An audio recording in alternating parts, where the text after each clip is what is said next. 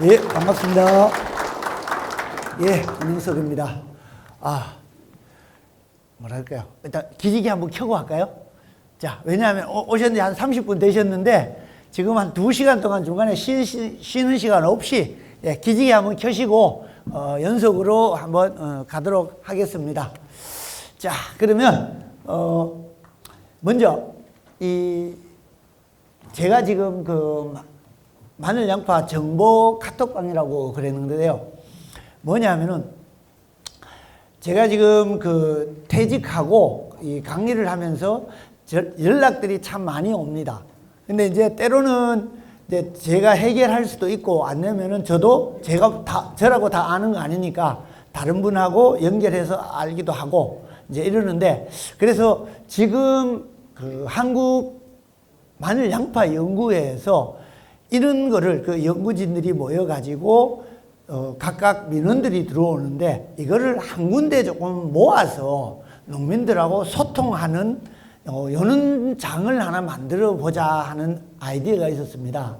그래서 옛날처럼 뭐 밴드나 카페 이렇게 하면은 일부러 들어가야 되는데 지금 카톡은 우리 누구나 다 하지 않습니까? 그래서 들어오는 방법을 알려드리겠습니다. 지금 교재에는 없는데요. 먼저 우리 카톡을 하면은 옆에 우리 채팅방 옆에 바로 옆에 지금 저 오자가 써 있는 거, 요거는 제가 아직 5개 더 읽었다는 뜻이잖아요. 그 옆에 오픈 채팅방이라고 있습니다. 요 오픈 채팅을 열면은 요렇게 오픈 채팅의 검색창이 있고요. 요 오픈 채팅 검색창에다가 마늘양파 연구회를 치시면 요는 화면이 나옵니다. 그러면 요게 지금 현재 개설해서 아직은 몇 명이 안 되죠. 근데 총 1,500명까지 들어올 수가 있습니다. 그래서 여기에 마늘양파 연구회를 하시면 지금 요렇게 좌측처럼 이제 화면에 뜨고, 요거는 이제 최근에 올렸던 이제 그런 내용이니까 앞으로 혹시 요거를 이제 다 설명만 들어도 요거는 채팅이니까 카톡이니까 아실 거예요. 요걸로 들어오셔가지고 궁금한 사항, 질문 사항 아니면 하시다가 뭔가 애로 사항이라든지 뭐 생리장애라든지 병이라든지 이런 게 나오면 찍어서 올리시면은 저뿐만 아니라 각계 전문가들이 다 같이 해결하도록 하겠습니다. 참고해 주시기 바랍니다. 자, 본격적인 강의고요. 죄송합니다. 지금 제가 목이 좀 잠겼는데 이해를 좀 부탁드립니다. 먼저 이제 월동이 다 이제 끝나는 시기이긴 합니다만은, 월동 끝나도 이제 이런 부분. 자, 제가 가장 안타깝게 생각하는 것 중에 하나가, 지나가면서 이제 저는 포장을 수시로 이제 잘 다니는데, 자, 이런 거 같은 경우는 도대체 물이 어디로 빠질까요? 저는 제가 생각해도 일로는 다 막혀있고 도대체 저쪽으로까지 갈 건가? 그래서 하여튼 이 물이 보시다시피 계속 고여 있잖아요. 그러니까 이런 상태에서 이 마늘이 잘 자라길 기다린다 하는 거는 좀 너무 심한 기대 아닐까요, 우리? 그래서 이는 배수로, 요 조그마한 거 하나 차이가 큽니다. 그러니까 배수로를 조금 잘 해주시고, 특히 이건 지금 다 이제 주로 논인데, 이게 좌측처럼 배수로가 잘 돼 있어야 되는데, 특히 머릿골에 이는 배수로 장치가 없습니다. 아마 이렇게 좌측처럼 하신 분도 있지만 머릿골 안 하신 분들 많을 겁니다. 가급적이면 이렇게 배수로 좀 쳐주십사 하는 겁니다. 왜냐? 다행히 지난해처럼 비가 자주 오고 하면은 이 배수 때문에 습해 입으면 사실 농사 안 됩니다. 그래서 이런 거 작은 거지만 이것도 마찬가지고, 여기도 이거 양파이긴 합니다만은 머릿골 없고, 또 하나, 자, 이거는 밭인데 도대체 저는 이렇게, 이건 이제 양파밭에서 제가 찍은 건데, 물이 중간에 고이면 우리가 식물이 죽는 거는 다 압니다. 그런데도 불구하고 이렇게 물을 고이 놓고, 만약 물을 이렇게 배수를 움푹 패이게 해놓고 여기서 작물이 잘 되게 자라길 기다린다는 거는 이거는 좀 아닌 것 같다. 그래서 우리가 이런 부분을 좀 개선하자. 요 작은 차이지만 요게 우리가 풍년농사의 기초가 되지 않을까, 이런 생각이 들고요. 자, 이게 뭐 지금 부직포 씌운 분도 계시고 안 씌운 분도 계시는데, 이렇게 추위가 오면은 이제 분홍빛으로 변하는 거는 다 알고 계십니다. 근데 옆에 지금 보시면은 요 꺾어진 부위가 하얗게 되는 현상. 자, 지금 보시면 이제 요거는 남도 마늘인데, 네, 여기도 보면은 하얗죠. 자, 요거는 우리가 붉게 분홍색으로 바뀌는 거는 약간의 냉해. 그러니까 12월하고 3월 달에 꽃샘추위가 오면은 분홍빛으로 됩니다. 그러나 분홍빛도 심하면은 물론 그 사이가 죽지만, 그보다 더 심한 이렇게 하얗게 돼서 죽어가는 현상은 뭐냐면은 상해, 즉 된설이 피해입니다. 그래서 앞으로 혹시 부직포를 걷어놓고 새로 생장이 시작하다가 3월 달에, 요즘 갑자기 이제 요즘은 계속 날씨가 이제 춥잖아요. 3월 달이나 부직포 걷고 난 뒤에도 갑자기 이런 현상이 나서 요는 상해를 받는다면은, 뭐 받는 건 어쩔 수 없습니다. 자연 기후니까. 다만 이걸 회복하는 방법은, 이 상태에서 사실 회복하는 방법은 요때 연면 시비를 해주시면 됩니다. 왜냐하면은 어차피 한번 추워지고 나면은 잎이 좀 손상되고 하니까 요때 연면 시비를 해가지고 세력을 회복시키는 게 좋겠다는 말씀을 드리고요.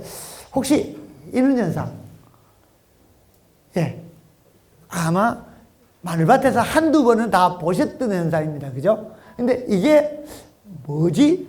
그냥 넘어갔습니다. 대부분이. 뭐 특별히 밭 전체가 그런 것도 아니고, 어쩌다 한두 포기씩, 이제 몇 포기씩 이렇게 나오고, 심하면은 뭐죠? 잎이 뜯어져 버리죠. 자, 이거는 뭘까요? 예? 이것도 역시 추위 때문에 그렇습니다. 즉, 요는 현상이 있기 한 2주, 3주 전에 분명히 추위가 한번 있었습니다. 그러니까 추위가 있어서 마늘은 잎이 이렇게 빠져나오려면 줄기가 같이 굵어져야 됩니다. 비례적으로. 줄기가 굵어지면서 안에서 잎이 빠져나오는데, 갑자기 추워지면은 줄기가 못 빠져나오죠. 그러니까 줄기는 안에서는 밀고 올라오는데, 줄기는 추위 때문에 갑자기 딱딱해져 버리니까 이런 현상이 나온다.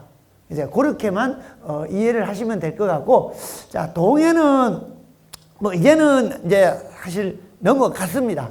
다만 이제 동해 자체가 이렇게 오진 않을 거고, 앞으로는 이제 이런 현상, 뭐 부직포는 이제 덮는 거는 문제가 아니고, 지금 부직포 안에서 이거는 한 지역 마늘이고요. 자, 이거 뭐, 자, 이는 현상. 물론 앞으로 이렇게 죽으면 안 되죠, 일단. 그러나 날씨가 회복해서 부직포 걷고 자라다가 갑자기 한파가 한번 오면, 3월 달에 만약 영하 몇 도로 떨어지면 이렇게 될 수도 있습니다. 그래서 앞으로 이런 거를 우리가 조심해야 되겠다.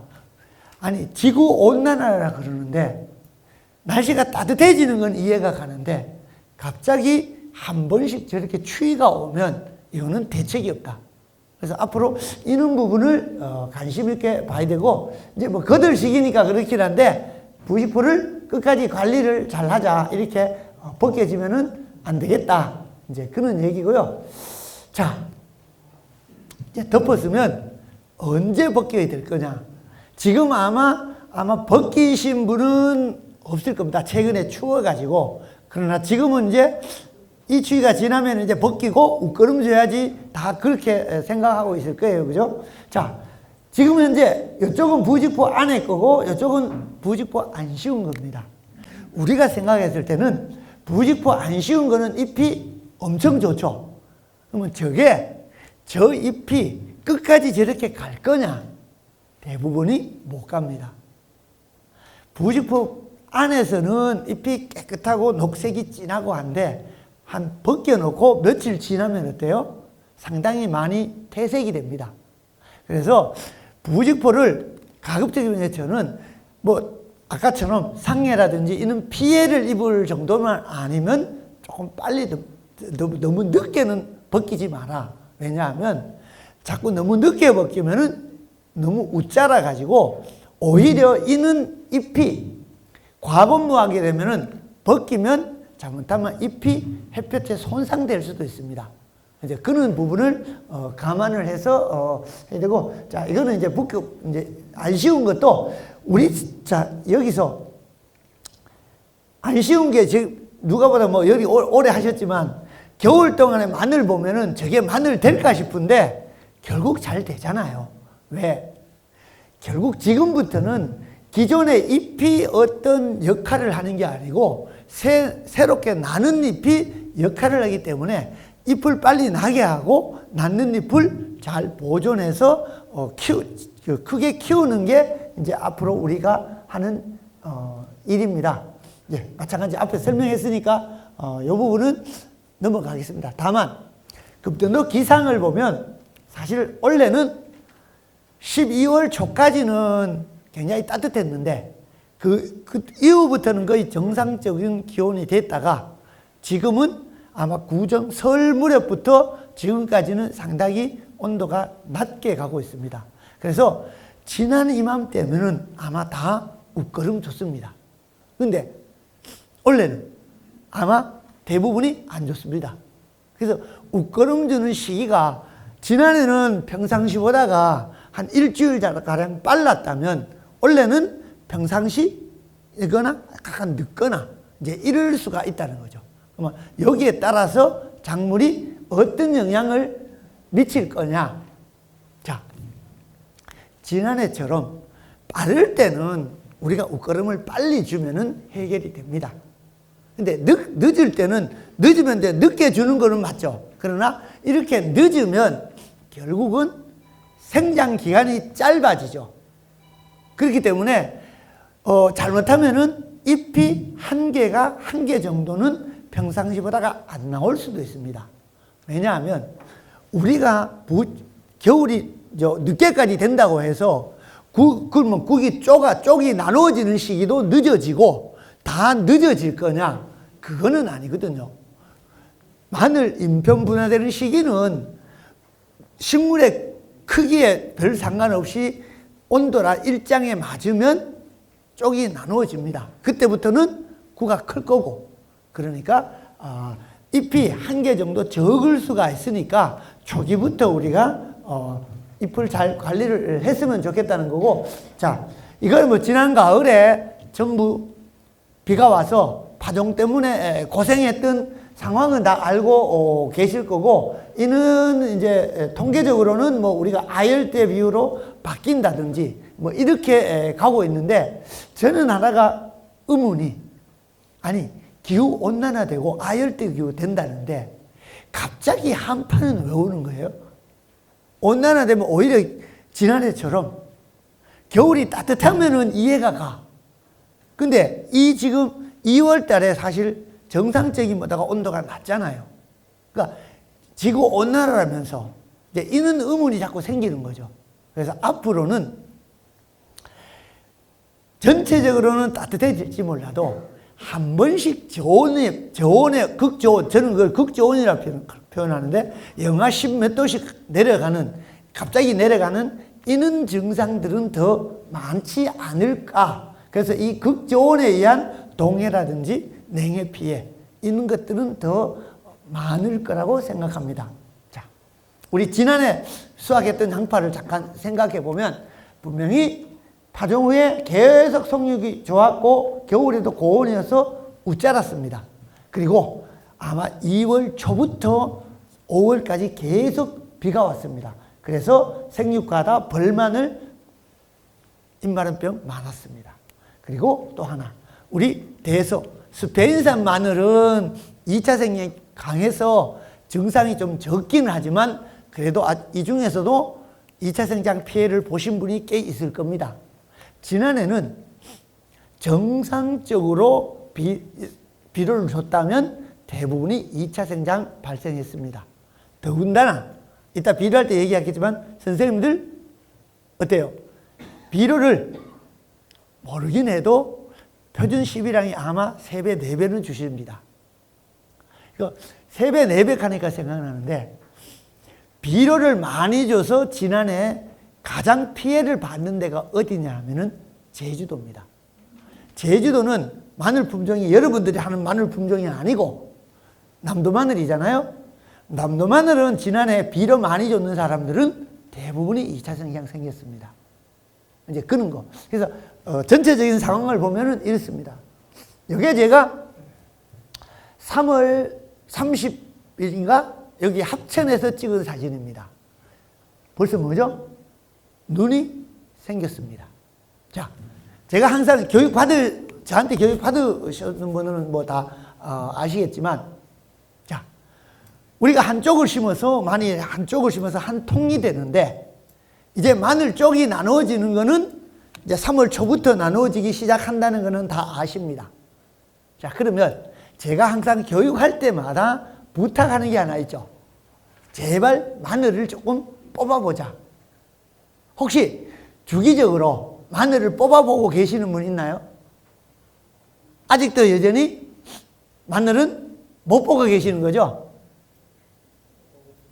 뽑아보신 분 계세요? 그래요? 한 번. 이 많은 사람 중에 한 사람만 뽑는다는 것은 조금 좀 약한데요?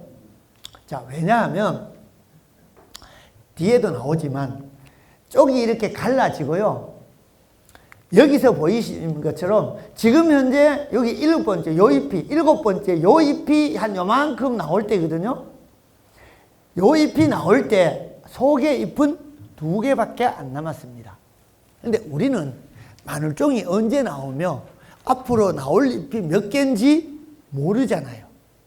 그런데 주기적으로 마늘을 계속 뽑아 보시면 보시다시피 벌써 마늘종이 커지는 게 보였습니다. 지난해 같은 경우는 이렇게 3월 말 4월 초에 벌써 마늘종이 치고 올라왔습니다.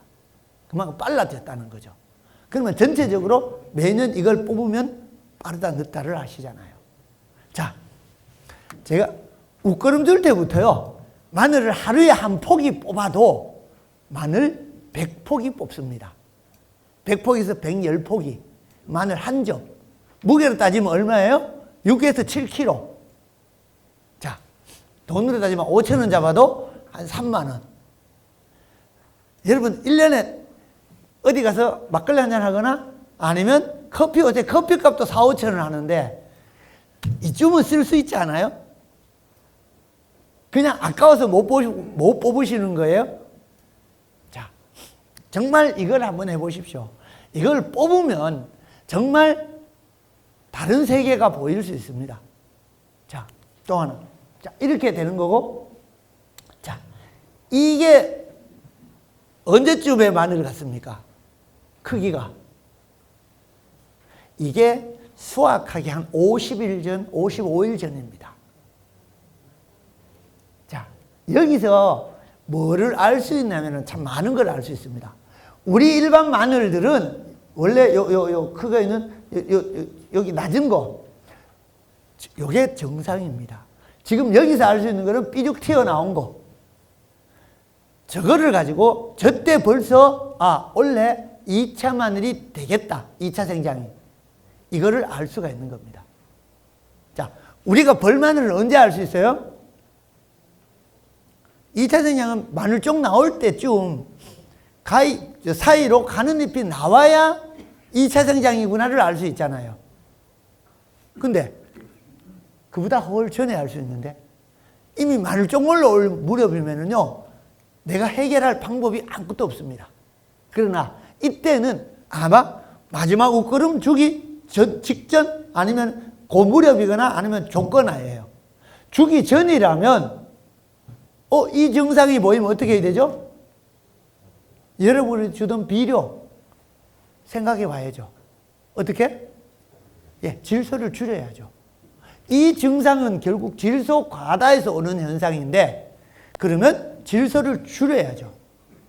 그리고 만약에 불행히도 웃거름이 줘버렸어. 그러면 그럼 어떻게 해야 되느냐 하면은 이때는 인상가리, 옆면 시비를 하면 됩니다. 어떤 분들은 칼슘을 하면 어떠냐 이 얘기도 하시는데 뭐 칼슘을 하면은 2차 생장 자체는 막을 수가 있죠. 왜? 자라는 걸 멈추니까. 그런데 인산하고 칼륨 주는 거, 가리 주는 거랑 칼슘 주는 거가 다른 점이 있다면 칼슘을 우리가 만약에 주면은 생장 자체, 마늘 지상부 생장도 멈추는 대신에 멈추는 것과 같이 지하부 구가 크는 것도 멈춰버립니다. 그러니까 가급적이면 이걸 방지책은 칼슘제보다는 인산칼륨을 뿌리는 게 더 효과적이라고 생각을 합니다. 그래서 어쨌든 이런 거를 미리 알 수가 있다.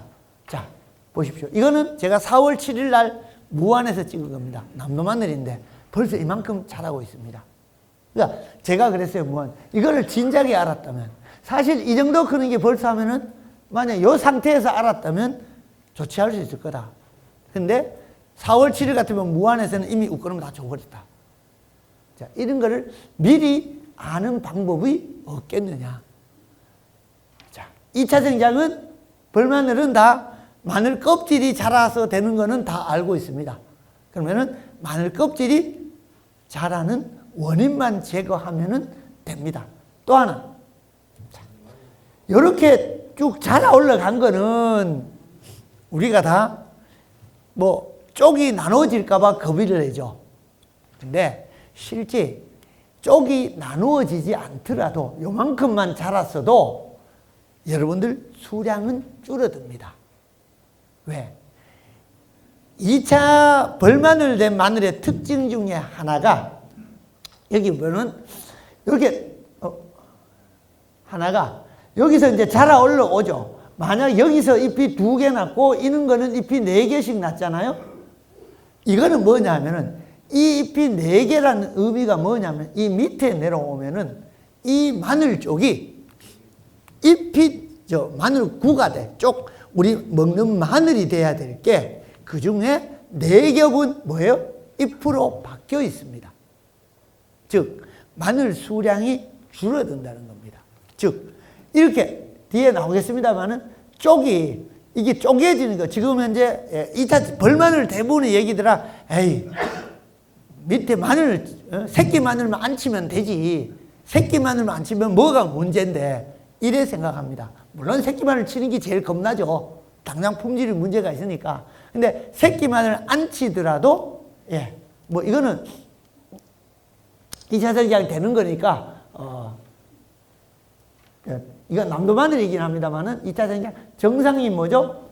하나밖에 없습니다. 자, 여기서 만약에 이거는 다 버렸다 치고 요 하나를 씨마늘로 하면 될까요? 안 될까요? 우리가 벌마늘 포기에서 나온 마늘 쪽을 두 쪽, 세 쪽, 안 갈라졌어. 보니까 멀쩡해. 그러면 얘를 씨마늘로 써도 되네요? 안 돼요? 자, 이게 된다, 안 된다가 지금 딱 갈리죠. 근데 사실은 씨마늘로 써도 문제 없습니다. 단, 전제 조건이 이렇게 쪽이 뭐 이거 2쪽, 3쪽 날라진 거야. 당연히 우리가 안 쓰죠. 한 구멍에 2개, 3개 나오니까. 근데 정상적인 마늘이라면 상관없습니다. 왜? 이거는 유전이 되는 게 아니고 다음에 환경적인 원인에 의해서 다시 벌마늘이 되거나 안 되거나 하기 때문에 전혀 문제 없다. 그러니까 벌마늘 된 2차 생장 된 데서도 쪽만 멀쩡하다면 다음에 다시 씨마늘은 써도 된다. 이제 그렇게 아시면 되고요. 자, 이제 요거 부분인데, 자, 왜 내가 자꾸 마늘을 뽑아보고 분해를 해보라 하느냐 하면은, 요게 마늘이 쪽이 요렇게 나누어지고요. 요거는 실질적으로는 비정상적인 모습입니다. 뭐냐? 쪽은 나누어졌는데 알이 안 찬 겁니다. 근데 마늘 알은 이렇게 찬다는 걸 제가 보여주기 위해서 가져왔는데, 요 붉은 선 안에 한쪽을 요걸 확대해 보면은 요렇게 됩니다. 근데 우리가 만약에 이 포기가 2차 생장이 됐다면요. 2차 생장이 돼서 잎이, 요 줄기 하나가 잎이 3개가 났다. 한쪽에서죠. 한쪽에서 이 벌마늘 돼서 잎이 3개가 났다면 여기서 3개가 뭐예요? 마늘 알이 돼야 될 게 껍질로 변해버립니다. 그만큼 수량이 줄죠. 그래서 2차 생장이 되면 껍질이 두꺼워지고 수량이 준다고 말씀을 드리는 겁니다. 자, 이게 뭐 2차 생장 되는 거는 여러분들 다 많이 보셨고 하니까 이거는 그냥 그림만 봐도 충분할 겁니다. 2차 생장 되고 있고, 예. 이게 이제 사실 스페인산에서는 거의 안 되는데, 만약에 이 오른쪽, 이 정도면 어때요? 이 정도면 망했습니다. 정말 어쩌다 한 개가 괜찮고 다 쪽이 나눠졌습니다. 근데 두 번째 거, 왼쪽에서 두 번째 거 이 정도는 전혀 쪽 안 나누어진다. 그러니까 별 문제 없다. 근데 다만 세 번째 거 같은 경우는 쪽이 일부는 쪽이 인편이 다시 나누어졌을 거다. 이제 이렇게 되니까 지금 2차 대서가 강하긴 하지만 2차 생장이 안 나오는 품종은 아니다는 걸 말씀을 드리고, 이건 뭐 남도 쪽에는 워낙 강하니까 많이 나오니까 그 예를 든 거고요. 자, 결국은 우리가 이 마늘종인데, 자, 마늘종이 이게 어떤 인디케이터, 그 표시를 하느냐 하면은, 자, 우리 주화재배 할 때 종이 나오면 어때요? 밑은 어땠습니까? 구는 무조건 쪽이 나눠졌습니다. 물론 마늘종이 없어도 종이 나눠지는 경우가 있지만, 특히 우리 대서는 종이 있다는 것은 무조건 쪽이 나눠졌다는 겁니다. 근데 만약에 종이 없으면, 여러분들 뻥마늘의 특징이 뭐죠? 마늘종이 있던가요? 없죠. 그게 뭐냐면은 종이 없다는 것은 마늘 쪽이 나눠지지 않았다는 얘기입니다. 그래서 어떤 분들은 마늘종 없는 품종, 나중에 마늘종 할 때도 얘기하겠지만, 마늘종 이제 제거하기가 힘드니까 마늘종 없는 품종이 있었으면 좋겠다는 얘기도 하는데, 썩 좋지 않습니다. 왜? 우리가 지금 마늘 전체적인 우리 지구상에서 보면은 적도 지역으로 갈수록 마늘종이 없습니다. 품종들이. 근데 그럴수록 쪽이 많습니다. 그렇기 때문에 사실은 그 쪽이 없는 게 좋을 수도 있지만, 쪽수가 너무 많으면 품질적으로는 썩 좋지는 않다. 이제 그 말씀을 드리고요. 뭐 2차 생장대 모습이고, 자, 원인은 뭐냐? 결국은 온도, 강우. 그리고 또 우리가 하나 하는 게, 우리가 비료 주는 거. 딴 거 없습니다. 자, 이런 부분만 해결하면은 2차 생장 문제는 넘어간다. 자, 요게 이제 이쁘게 잘 자랐죠. 요거는 구가 이렇게 큰 상태에서는 크고부터 적은 거부터 다 2차 생장이 전혀 없습니다. 왜? 저분이 지난해 아주 현명하게 날씨 따뜻하고 비가 많이 오니까, 이분이 비료를 3번 줄 거를 2번 줬습니다. 더구나 첫 번째 비료는 질소를 50%를 줄였습니다. 그런데 2차 생장이 진짜 뭐 하나도 안 나왔다 하는 거는 거짓말이고, 내가 봤을 때 4,000평 밭이었는데 밭에 거의 진짜 찾기가 힘들 정도로 2차 생장이 적었다는 얘기고, 자, 여기서 사실 우리가 컨트롤 할 수 있는 거는 빨간 거, 유기물 가다. 뭐 대비는 유기물을 많이 넣으면 사실 좋습니다. 좋은 영양이고, 문제는 질소비를 많이 늦게 주는 거. 특히 지난해 비료 주는 방법 중에 하나가 많이 실수를 할까? 잘못된 것 중에 하나가, 여러분들은 매년 첫 번째 비료는 날씨에 따라 앞으로 잘 가는데, 빠르면은 따뜻하면 일찍 주고 하시는 건 잘 하십니다. 근데 문제는 마지막 비료입니다. 자, 지난해처럼 첫 번째 비료를 일주일 빨리 줬으면 마지막 비료도 어때요? 앞당겨 줬어야 돼요. 그러니까 여기서 우리 주로 3월 말까지는 비료를 다 주는데, 예를 들어 나는 매년 3월 25일 날 마지막 비료를 줬어. 그러면 지난해도 3월 25일 날 마지막 비료를 줬다면 마늘 입장에 봐서는 늦다는 겁니다. 그래서 저는 항상 얘기하는 게, 마늘 하실 때, 마늘 뭐 수십 년간 다루어 왔으니 이게 잘 아시잖아요. 내 위주로 마늘 농사를 짓지 말고 마늘이 원하는 쪽으로 가져야 된다는 거죠. 마늘은 이미 따뜻해서 저 앞으로 가고 있는데 한참 지나간 뒤에 내가 손들면 안 된다는 거죠. 우리 버스가 지나간 뒤에 손드는 거랑 같다는 겁니다.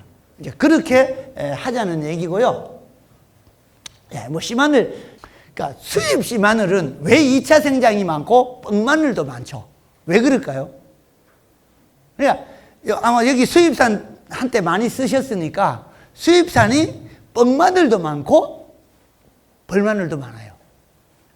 그 원인은 뻥마늘 많은 거는, 이게 마늘은 자기가 생산한 지역의 환경을 기억하고 있다가 그거를 그대로 따라가려고 하는 경향이 있습니다. 근데 생산은 중국에서 됐는데 우리 쪽에 오면은 생태환경이 다르잖아요.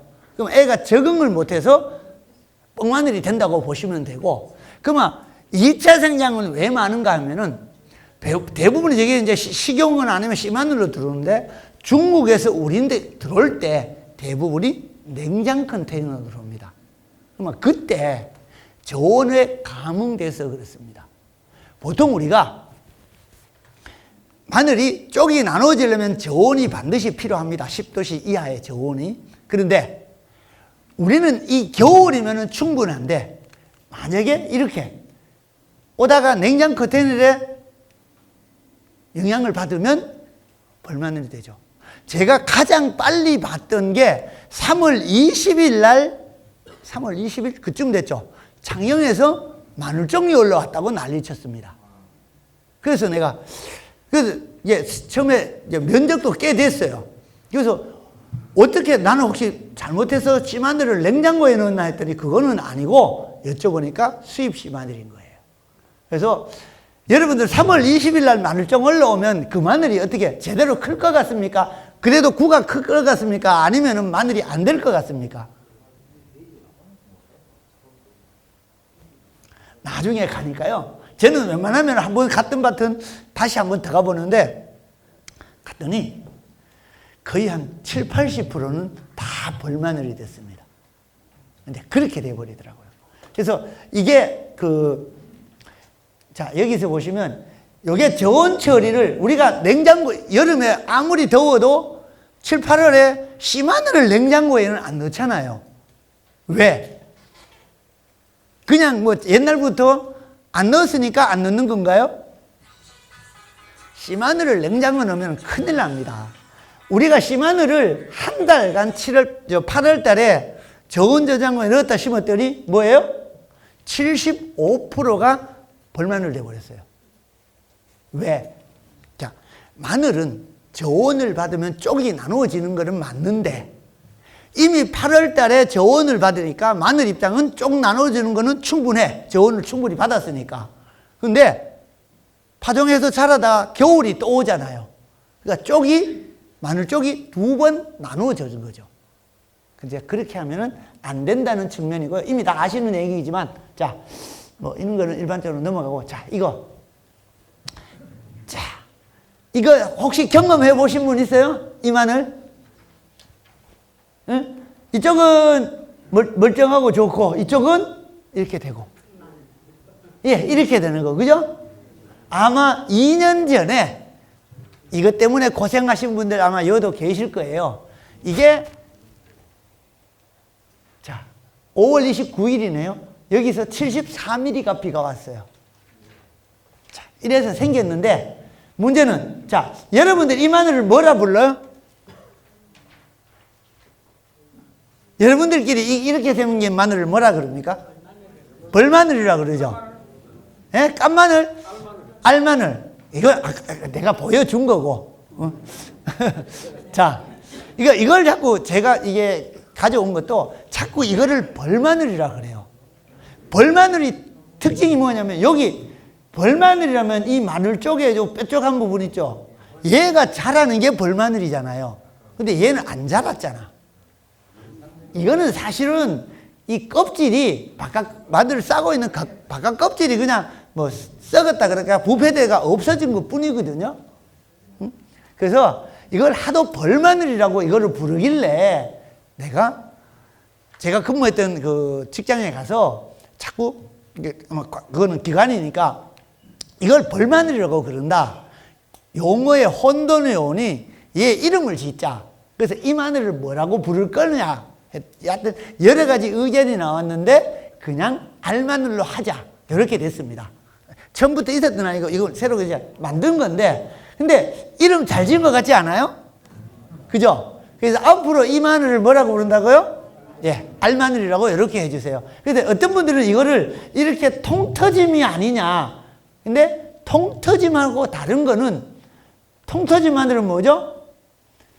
껍질은 있는데 터지는 거죠. 우리 남도 마늘 우리 잘 터지잖아요. 이제 그렇게 된 거다. 이제 그렇게 이해를 해주시면 좋고, 자, 뭐 뻥마늘은 뭐 원인이나 이런 건 다 잘 아시는 내용입니다. 원래 이렇게 생태형이 다른 지역에서 오면은 그렇고요. 그러면 질소가다 이런 거는 왜 그러냐 하면은 똑같은 조건에서 만약에 마늘 두 포기가 똑같이 있는데 한 포기는 비료를 많이 먹고 한 포기를 적게 먹었다 그러면 키나 뭐가 다 같다면 질소를 많이 먹은 쪽이 뻥마늘이 되기가 쉽습니다. 그 이유는 뭐냐 하면은 질소질이 많으면 그 체내에 질소질이 많으면 쪽이 나누려면은 우리가 저온을 만약에 2달 동안 받아야 된다 그러면 얘는 2달 뭐 열흘 더 받아야 된다든지 똑같은 조건에서 저온 요구도가 더 높아요. 질소질이 많을수록. 근데 이게 나중에 뭐하고 관련이 있냐면은 여러분들이 첫 번째 웃걸음을 뭐를 어떻게 주느냐에 따라 또 달라질 수 있습니다. 그 비료할 때 다시 설명을 드리겠지만 지금은 이제 뻥마늘이 되는 거는 다 아십니다. 자, 혹시 요런 부분 이거는 뻥마늘도 아니고 그죠? 밑에는 마늘 쪽이 생겼는데 위에는 안 생겼습니다. 그리고 지난해 특히 많은 현상 중에 이제 이런 거였는데 이거는 정상적이고 갈수록 쪽이 안 나눠지는 게 많았습니다. 이걸 두 가지만 딱 보면 위에는 정상, 아래는 뭐죠? 정상이죠. 마늘 쪽 다 나눠졌습니다. 뭐가 문제죠? 이게 늦게 나눠져서 그런지 보시면 위에는 껍질이 얇은데 아래 거는 껍질이 두껍습니다. 그만큼 내용물이 부족하다는 거죠. 알이. 자, 이거는 뭐냐? 정상적으로 마늘이 쪽은 나누어졌지만 제때가 아닌 아주 늦게, 소위 말해서 늦게 겨우겨우 쪽이 나누어지다 보니까 이게 제대로 못 자란다는 거죠. 알이 못 찬다. 이제 그렇게 되고, 이게 하여튼 껍질이 두껍고 이런 게 결국 이 껍질이 두껍다는 건 뭐죠? 이게 원래는 마늘 구가 돼야 되는데, 알이 돼야 되는데, 껍질이 두꺼울수록, 알 양이 적다. 그래서 여러분들이 이제, 마늘 쪽을 분화시킬 때는 확실히 분화시켜야지 어떤 다른 외부 요인이나 이런 데에 대해서 쪽이 제대로 안 나눠지면 처음부터 제대로 되지 않으면 쪽 수량이 줄 수 있다. 뭐 이것도 일종의 이렇게 하나씩 덮어 쓰는 게 아니고 세 개를 한꺼번에 덮어 쓰는 거 이것도 일종의 좋은 부족에 의한 인편미분화입니다. 이거는 이제 홍산마늘에서 이 현상이 심한데 특히 홍산마늘에서 구가 클수록 비료 많이 주면은 이 현상이 많이 나옵니다. 자, 이거는 뭐 많이 보신 증상이죠. 특히 이게 왁시 브레이크 다운이라고 그러는데 선생님들은 이걸 뭐라고 부르는지는 잘 모르겠어요. 농가 용어는 어떻게 부르는지 모르겠는데 공식은 이제 이상 증상이라서 왁시 브레이크 다운인데 이것도 여러분들은 마늘 수확해서 건조하고 난 뒤에 아십니다. 자, 이게 쭉 보면 이렇게 땅 속에서 먼저 마늘이 젤리와 현상이 나옵니다. 이렇게 젤리화가 되고, 이게 수확기 무렵에 이제 이거는 농민이 보내준 사진인데, 예, 제가 강의 때마다 제발 마늘을 조금 뽑아봐라, 하루에 한 포기씩. 그러면 내부를 알 수 있다니까 이분이 뽑은 과정이에요. 이런 식으로 미리 이렇게 나오는 거고, 자, 수확해서 뽑으면은 이렇습니다. 특히 마늘의 등 쪽, 저는 이걸 등이라 그러는데 바깥쪽 부분이 주로 썩습니다. 저기 이제 이렇게 되기까지는 뭐예요? 여기가 다 젤리화, 투명화 젤리화 된 다음에 이렇게 썩는다는 거죠. 자, 우리는 이때도 모르고 말리고 나면 어때요? 뭔가 이상해. 뭔가 쭈구량이 부족한 것 같아. 그러니까 이상하다 싶어 만져보고 까보면 이렇게 되죠. 네. 자, 이게 왜 그러냐? 이게 결국은 칼슘 부족입니다.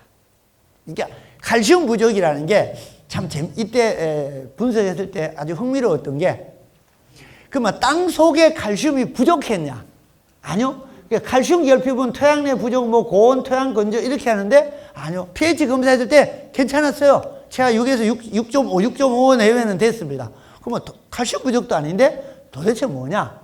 원래 이 증상이 고온되면 칼슘 대사가 원활하지 않으니까 그때 말이 나옵니다. 그 온도가 28도 이상, 25도가 생육 정지된다 그러지만 28도, 30도 이때 나오는데, 보시면 온도도 높지 않았어요.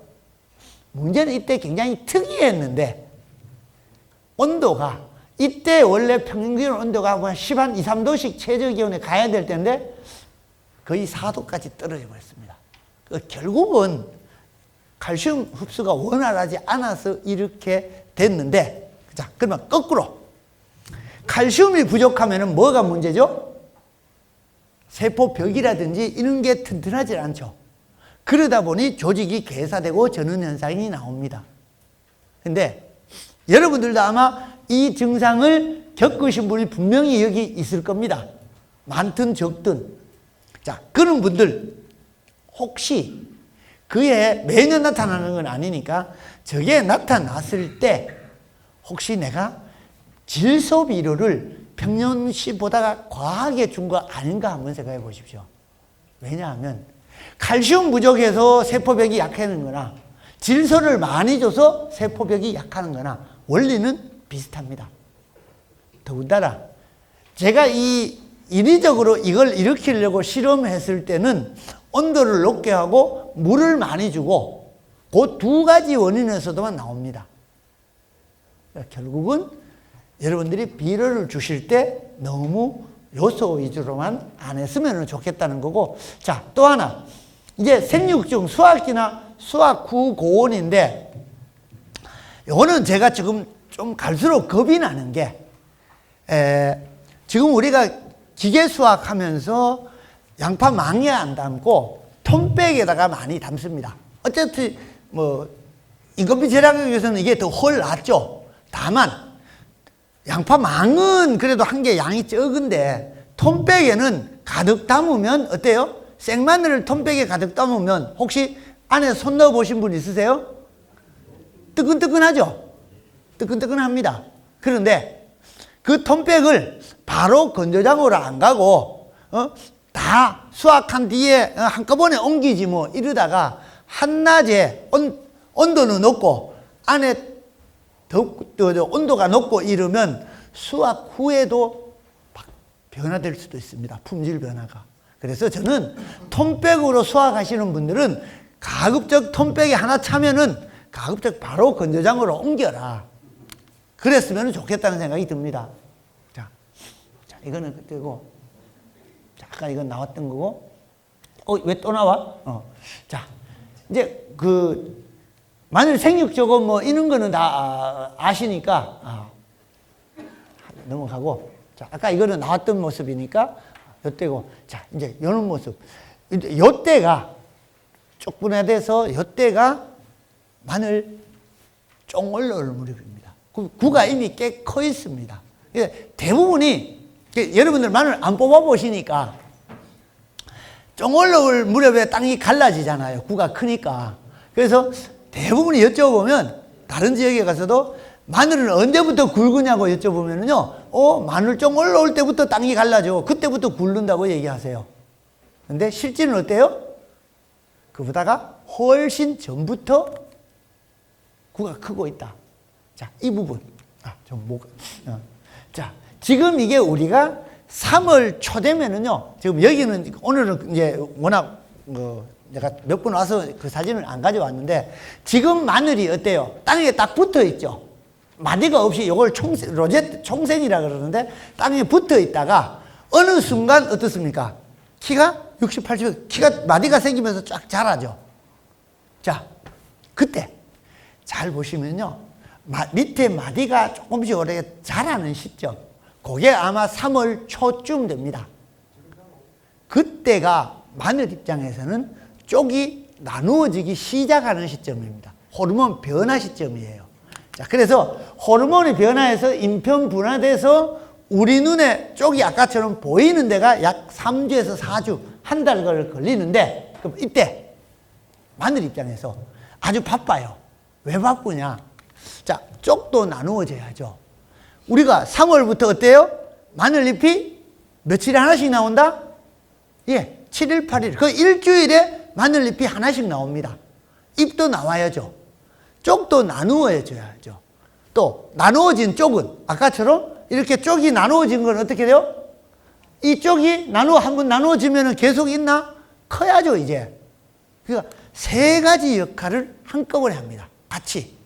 그냥 쪽도 나누어지고 잎도 나오고, 예, 나누어진 쪽도 크고. 그래서 마늘은 이 부분이, 그래서 우리가 마늘이 3월부터 4월 초까지가 실제 구가 크는데 굉장히 중요하다. 왜? 저렇게 쪽이 나누어질 때 너는 만약에 세포 분열이 되는 과정에서 너는 60g까지만 크라고 돼 있었어. 그죠? 그런데 나중에 내가 비료를 너무 많이 주고 이러면 뭐죠? 60g 이상의 클 능력은 없고, 그러니 자꾸 벌마늘이 되더라.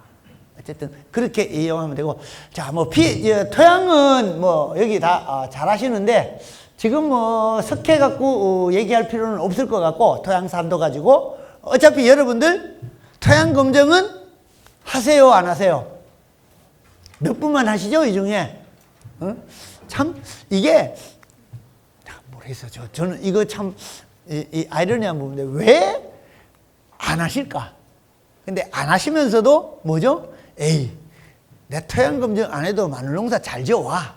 그죠? 여태껏 잘 지고 사실 계시고. 근데 아까 제가 말씀드렸죠.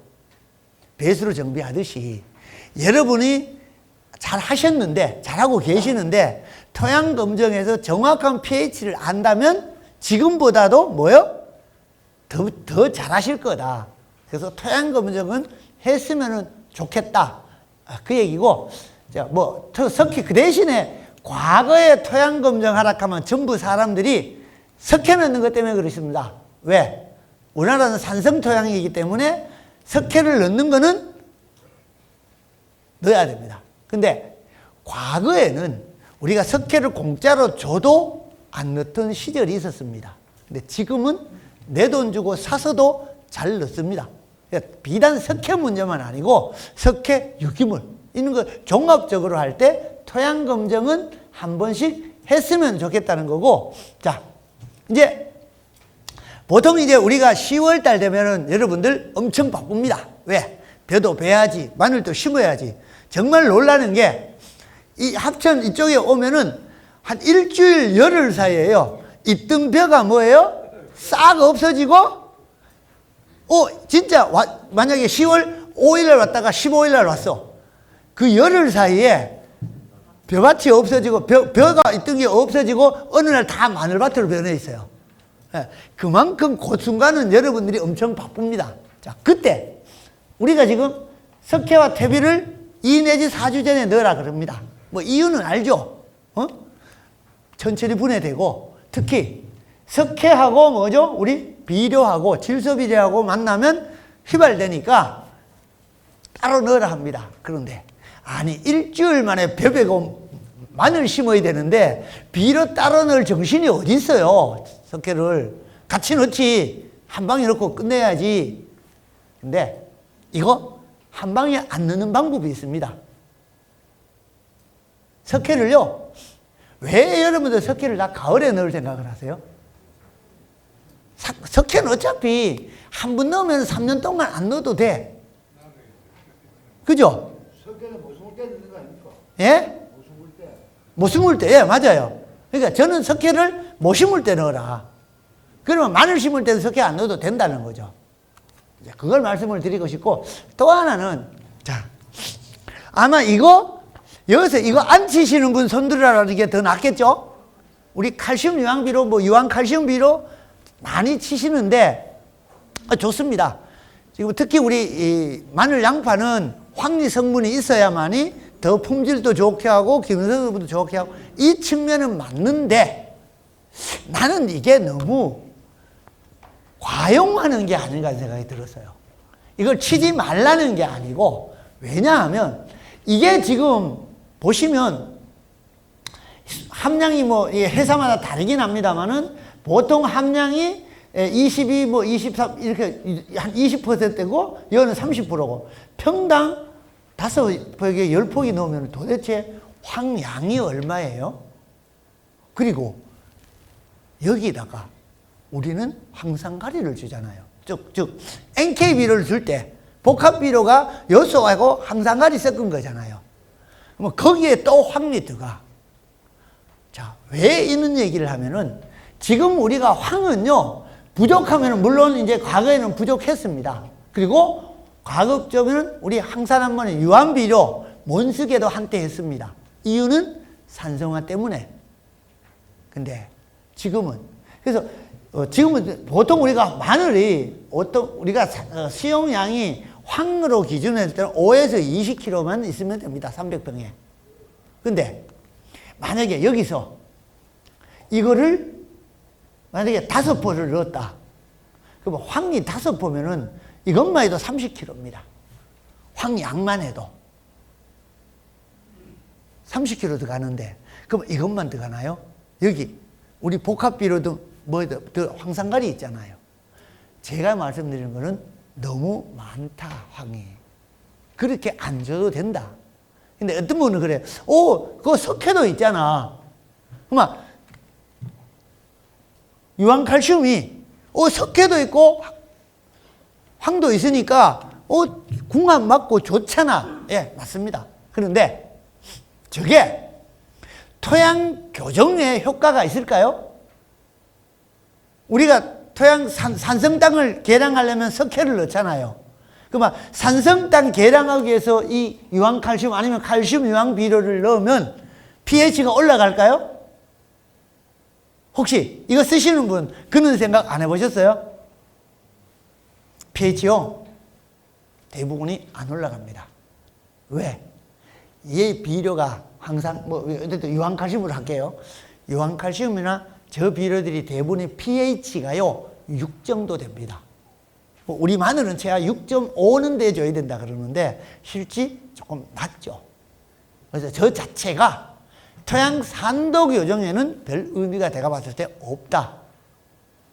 그리고 이렇게 우리가 유황칼슘을 우리는 너무 황을 과용하는 경향이 있다는 거고요. 자, 비료 뻔한 얘기죠, 그죠? 자, 특히 지난해 월동기 고온 잦은 강우 웃자람 심해서 질소 줄이고 첫 웃걸음 마지막 비료를 일찍 끝내라. 자, 아마 제가 후배들한테 얘기해서 2월 초에 보도자료도 막 내고 했어요. 그래서 질소질을 줄이라 그러니까 어떻게 줄이냐 하면은 만약에 우리가 NK를 준다고 가정했을 때 NK 세포 주던 거를 질소질 50% 줄이라 그러니까 어떻게 하냐? NK 한 포 반만 줘요. 그러면 맞나요? 비료 주는 게 제대로 준 걸까요? 아니 여러분 같으면 지금 원래는 아니지만 지난해 비 자주 오고 온도 높으니까 저도 걸음 줄 때 질소질 50% 줄이세요 그러면 여러분들은 다 요소주로 일단 주시지만 그건 좀 이따 얘기하고 NK를 주신다고 가정했을 때 NK 3포 주던 걸 1포 반 주면 맞냐는 얘기야. 안 되죠. 왜? 1포 반 주면 질소가 50% 줄어든 건 맞아. 그러면 가리는 내가 가리 줄이라는 얘기는 안 했잖아요. 그럼 거기에다가 황산가리를 추가해서 줘야 되네요. 가리는 정상적으로 항상 넣어 주시는 게 맞습니다. 왜? 보시면 어쨌든 뭐 일단 이런 거 심할수록 가리 비율가 중요하고요. 결국은 큰 마늘을 만들려면 가리가 중요합니다. 물론 수량 구성 요소에서 질소 인산가리 중에서 가장 중요한 것은 질소긴 합니다. 그러나 진짜 알을 채우는 데는 가리가 더 많이 필요하다는 겁니다. 이제 그거를 염두에 두시고, 자, 완효성 비료는 지금은 넘어갈게요.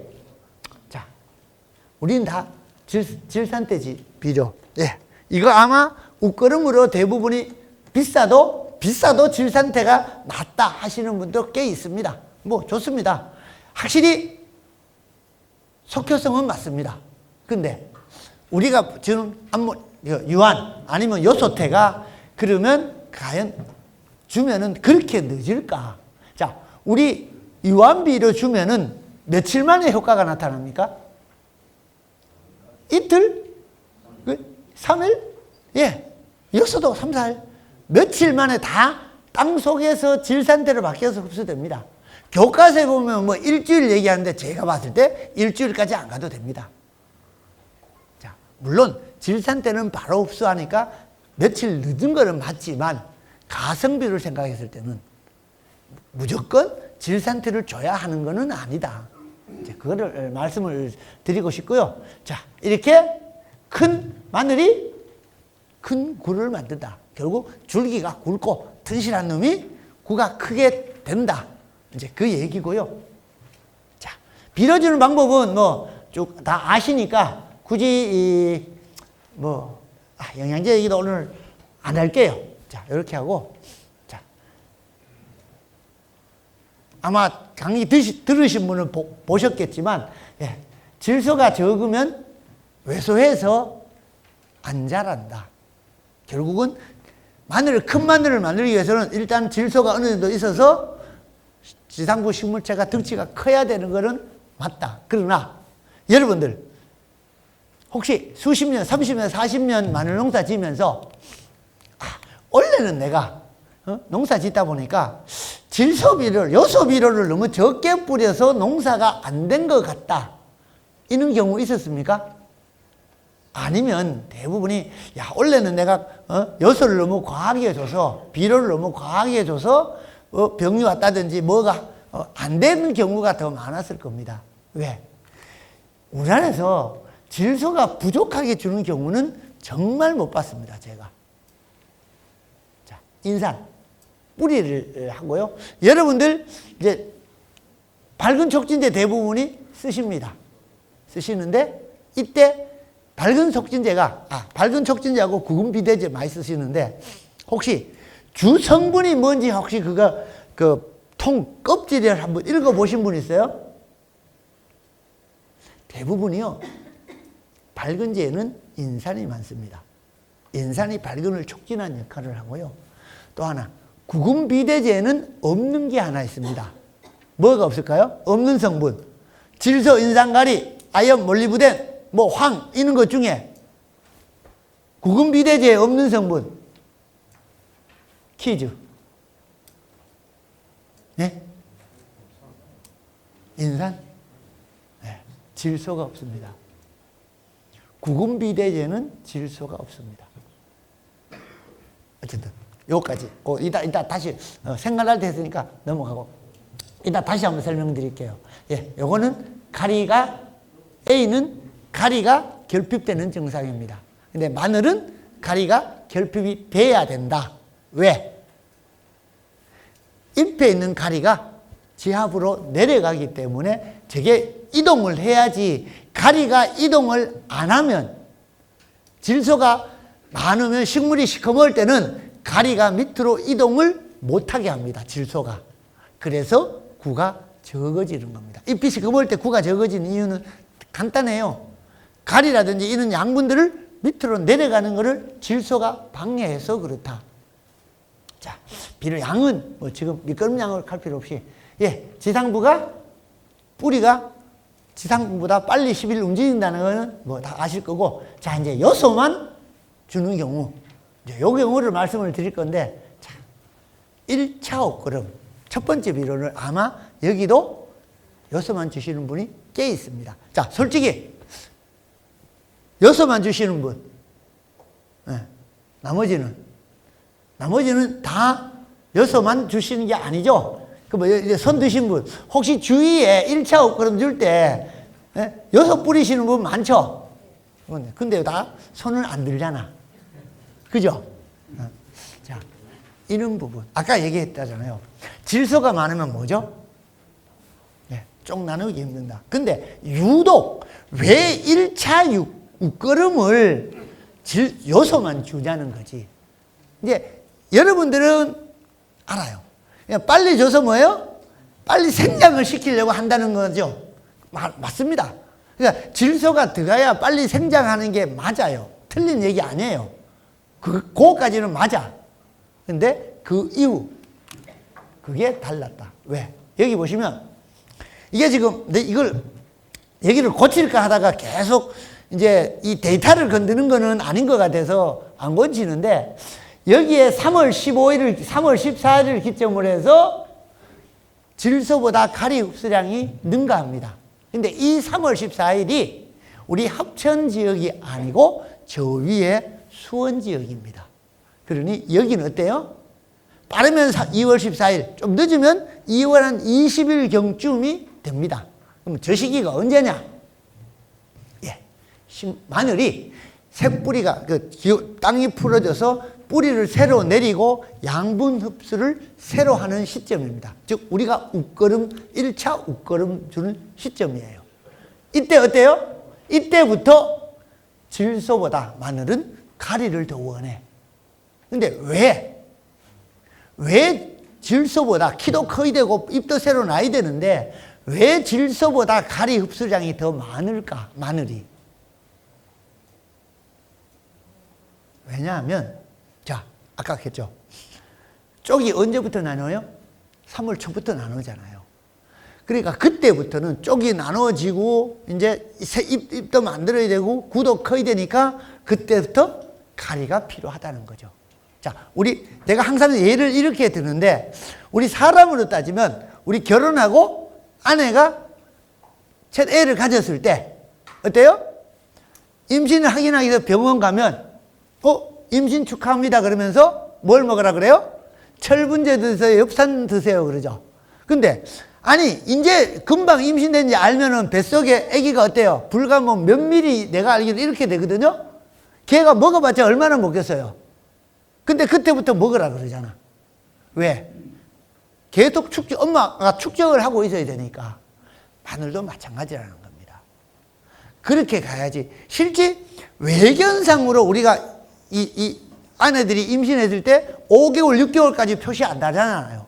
마늘도 마늘종 올라올 때까지 표시 안 나요. 구가 크는 게.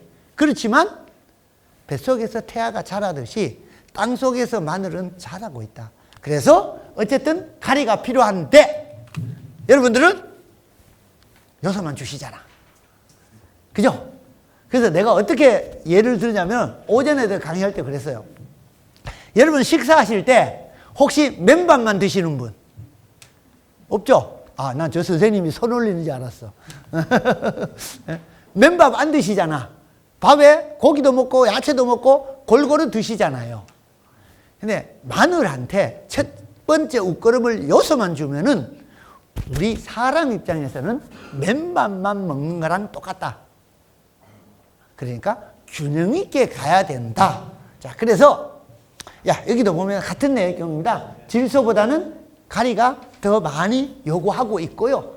자, 그러면 비료 주는 건데, 자, 요소 여태까지 오신 분들한테 내가 지금 요소 주시면 아시고 NK 주세요 하면은 NK 주실 분 내가 봤을 때 몰라 한 분 빼고는 다 안 줄 거야. 그래도 한 분쯤은 바꿨으면 하는 뜻에서 다 맹요소 주십니다. 이거 안 고쳐져요. 그래서 저도 전략을 바꿨습니다. 맨날 요소 주지 마라 한다고 안 주실 분도 아니고 그래서 어떻게? 요소 주십시오. 그냥 지금처럼. 다만 요소 줄 때 뭘 섞어줘요? 밥에 우리 맨밥 못 먹잖아. 고기 반찬, 야채 반찬 먹듯이 항상가리를 섞어 주십시오. 마늘이 원하는 거는 진짜 가리를 원하니까 요소에다가 요소는 지금처럼 식물체 잠 깨고 키우는 데는 또 최고니까 요소와 항상가리를 같이 줘라. 뭐 섞는 비율은 1대1로 섞어도 되고 그러면 아니면 1대 0.5로 섞어도 돼요. 요소 한 포에 가리 반 포만이라도 어쨌든 가리를 넣어줘라. 그렇지 않으면 원래는 뭐죠? NK 18-가 됐든 뭐가 됐든 NK 비료를 주는 게 가장 좋다. 그렇게 말씀드리고 자, 이 비료 양은 제가 말씀을 안 드리려고 그래요. 왜? 어차피 이만큼 비료 주는 분 없습니다. 왜? 몰라 밑거름을 아주 많이 준 분들은 웃거름을 적게 하신 분은 있어요. 근데 저는 앞으로 과연 마늘에 밑거름을 왕창 넣고 웃거름을 조금 주는 게 맞을까 하는 부분. 자, 우리 마늘의 잎이 만약에 18개 정도, 17, 18개가 나오는데 우리 보통 겨울 넘기기 전에 한 8개? 뭐 어떤 애는 10개 넘어가는 수도 있습니다만은 대부분은 7, 8개에서 넘어가는 게 정상입니다. 그러면 전체 비료량에 퇴비도 들어가게 하니까 나는 한 40%만 3분의 1은 한지형 같은 경우고 한 40%는 밑거름을 넣고 나머지 비료의 60%는 웃거름으로 썼으면 좋겠다는 겁니다. 그래야 더 균형이 맞지 않나 이제 그런 생각이 들고요. 그러니까 왜 이런 얘기냐 하면 어차피 선생님들은 이거 뭐예요? 이보다는 많이 주십니다. 아까 제주도 얘기했죠. 이거의 3배, 심하면 5배까지도 줬다가 지난해 2차 성장 때문에 사실 의향조사, 마늘 재배 의향조사 할 때요. 재배 면적이 거기가 무려 30%나 줄었어요. 그러니까 한번 대통 당하고 나서는 아이씨 이제 마늘 재배 안 해 이랬는데 근데 안 하면 뭐 할 건데요. 결국 마늘 재배 하십니다. 근데 얘기를 너무 과하게 하지 말자는 거고 자 수확 예정이 60일 전 이거는 제가 봤을 때 여기는 잘 지켜지는 것 같습니다. 마늘을 할 때 전부 3월 말 전에 이 마지막 비료 주는 거는 다 잘하고 계시니까 굳이 제가 얘기를 안 해도 될 것 같고요. 아까 얘기했던 이 절단한 게 더 천천히 마르죠. 이유는 양분이 내려오는 시기인데 이때 늦게 비료를 많이 주고 특히 질소를 많이 주지 말라는 이유가 질소가 많으면 양분을 밑으로 안 내려보낸다. 그러면 구가 덜 큰다. 이제 그 뜻이고요. 이제 그거를 증명하기 위해서 그거고. 자, 영양제는 뭐 지금 이것도 여러분한테 하지 말라고 해서 안 할 상황이 아니더라고요. 얘기 들어보면. 그래서 그냥 영양제는 필요한 만큼 쓰십시오. 다만 자, 저는 이게 이제 이거부터 진짜 필요할 때 만약 원래 계속 이렇게 감은다면은 22년 같은 경우는 나면 안 되지만 계속 가물어서 이제 부집하고 첫 웃거름 줄 때도 만약에 가뭄이 든다. 그러면은 제일 먼저 해야 될 게 뭐냐 하면은 그때 연면살포 하는 겁니다. 왜? 가물어서 뿌리로부터 양분 흡수를 못 하잖아요. 뭐 그때 비료를 줘야죠. 연면 시비를. 이게 22년 케이스가 그거예요. 3월 10일까지인가 1월부터 비가 한 방울도 안 왔어요. 이쪽에 경남북 지역이. 그때 잎들이 뭐예요? 3월달 잎이 뭐예요? 다 누렇게 됐습니다. 아마 2년 전, 3년 전이니까 기억하실 거예요. 이때 첫 웃거름 줄 때 정말 연면 시비 하신 분이 얼마나 있을까? 안 했다. 진짜 연면 시비는 이때 해야 되거든. 자, 뭐 이렇게 주는 내용은 그 뭐 여러분들 이 농도까지는 뭐 잘 아시니까 자, 예, 집에 있는 요소 황산가리만 섞어도 훌륭한 뭐죠? 영양제다. 자, 제초제. 나는 이거는 좀 놀랐는데 오전에 강의를 할 때 여러분들은 봄에 비닐 위에는 제초제를 안 하시나요?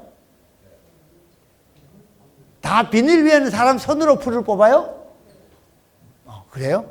저는 이 비닐 위에도 이제 봄에도 스톰프를 친다고 생각을 했거든요. 근데 왜냐하면 사실 봄에 제초제를 식물에 치는 거는 통로에 치는 거는 상관없습니다만은 식물에 치는 거는 원래 여기는 그게 없네. 위법이거든요. 그러니까 저는 이제 이렇게 해서 불법이니까 제초제를 치지 말라 그 뜻이 아니고 이거를 합법화하자. 제초제를 생육 중에는 못 치게 되어 있습니다. 마늘, 스톰프라든지 이런 것들. 파종하거나 정식 전에 치는 거지. 근데 실제 우리는 치고 있다. 특히 여기 혹시 무멀칭 재배하시는 분 계세요? 없어요, 여기도? 특히 무멀칭 하시는 분은 반드시 필요합니다. 그렇기 때문에 이거를 앞으로 합법화하자. 그 측면에서 말씀을 드린 거고요. 자, 또 하나. 이거는 제초제뿐만이 아니고 전체적인 일인데, 자, 이게 어디서 저한테 민원이 들어온 겁니다. 이렇게 사진을 보내와서 뭐냐? 그래서 내가 제초제 피해 갔다. 그랬더니 그분이 스톰프 소나란을 쳤다. 그리고 뭐죠? 2가지 혼용했는데 매년 하던 대로 했대요. 그런데 아무리 봐도 쟤는 고올 피해예요. 그래서 내가 저한테 있는 고올 피해 사진, 이건 제 사진을 보내주면서 이게 제초제 피해인데 혹시 고올 안 했냐? 물으니까 뭐예요? 그때는 고올 했다. 자, 여기서 아니, 걔는 잘 아는 분이에요. 가끔 통화도 하고 하는 분인데 한편 조금 서운했던 게 나를 테스트 하려고 그랬나? 그죠? 고를 안 쳤다 그러면서 그래서 그런 생각이 조금 약간 서운한 생각이 들면서 제가 드리고 싶은 말씀은 하다 보면 잘못될 수 있습니다. 잘못될 수 있는데 그때 여기 센터에서 조사 나오고 하면은 있는 그대로를 얘기해 줘야 돼요. 아니, 내 잘못한 거 숨기면 센터 직원이 알아낼 수 있을 것 같아요? 잘 몰라요. 신도 아닌데. 꼭 보면은 잘못한 거는 쏙 숨기고 그러면서 오이씨 니 찾아봐라 이래 되는 거지. 그러면은 그러고 나서는 센터 직원이 뭐 이것도 모르더라 하면은 아니 선생님들 같은 거 거꾸로 해놓으면 아시겠어요? 똑같아요. 있는 그대로를 역학조사할 때는 있는 그대로를 얘기해줘야 다음에 같은 피해를 또 막을 수 있다. 예, 이거 이제 마늘밭인데 어때요? 참 황망하죠? 예? 예, 이렇게 다 죽었어요. 요게 11월 초에 참 여기 구멍에 난 검은, 더구나 검은 비닐이잖아요. 구멍에 난 풀 죽인다고 어디서 얘기 들었는지 풀 난 거는 트리브린을 치면 된다더라 얘기 들었어. 사실 트리브린이 잎이 한 잡초 어릴 때는 트리브린을 쳐도 잡히거든요. 근데 그거는 누말 따라 찜도 짊어지고 잡초만 톡톡 칠 때 얘기고 이것처럼 농약 뿌리서 마늘밭 전면을 뿌리니 안 죽었는 게 이상해요. 그죠? 안 죽었으면 이상했을 것 같아. 에? 그래서 이렇게 다 죽어서 이제 나중에 가니까 이분이 내가 언제 날짜도 안 잊어버려요. 11월 9일이야. 내가 11월 9일 날 농약 쳤는데 그것 때문에 이런 것 같다. 그러니까 이렇게 딱 얘기해 주면 어때요? 깔끔하게 빨리 끝나잖아. 그 얘기입니다. 속이지 말자. 농약 장류성은 넘어갈게요. 이거. 자, 이제 물 주는 거는 이 관수 효과도 아실 거고